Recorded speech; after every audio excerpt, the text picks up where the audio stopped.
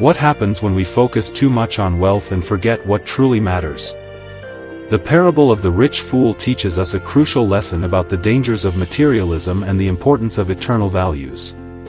In the Gospel of Luke, Jesus tells a powerful parable about a man who was consumed with his material wealth, but lost sight of what truly matters.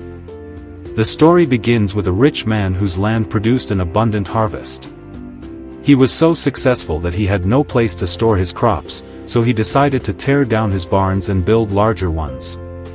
He thought to himself, "I will store all my grain and goods, and then I will say to myself, you have plenty of grain laid up for many years. Take life easy, eat, drink, and be merry." Luke 12 verse 19. This man's mistake wasn't that he had wealth, it was that he became blind to the real purpose of his life. He believed that his riches would give him security and happiness. But in the very next moment, God spoke to him, saying, "You fool! This very night your life will be demanded from you. Then who will get what you have prepared for yourself?" Luke 12 verse 20.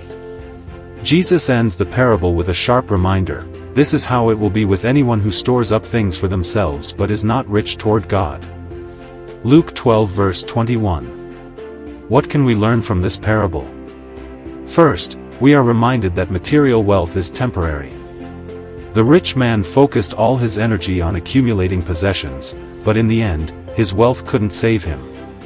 His life was taken suddenly, showing us that no matter how secure we feel in our wealth, it can all disappear in an instant. Jesus isn't saying that wealth is bad, it's the attachment to wealth that leads us astray. In Matthew 6 verse 24, he teaches, "No one can serve two masters. Either you will hate the one and love the other, or you will be devoted to the one and despise the other." Our love for wealth can often take the place of our love for God, causing us to forget what is truly important: our relationship with Him and the eternal life He offers us. The parable also teaches us about the importance of being rich toward God. This means using our resources to serve others and build God's kingdom.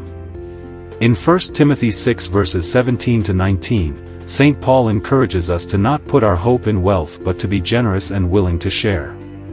Command them to do good, to be rich in good deeds, and to be generous and willing to share.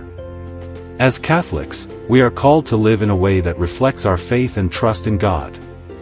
Our true treasure is not in the things we own, but in the love we show others, the service we give, and the way we honor God with our lives.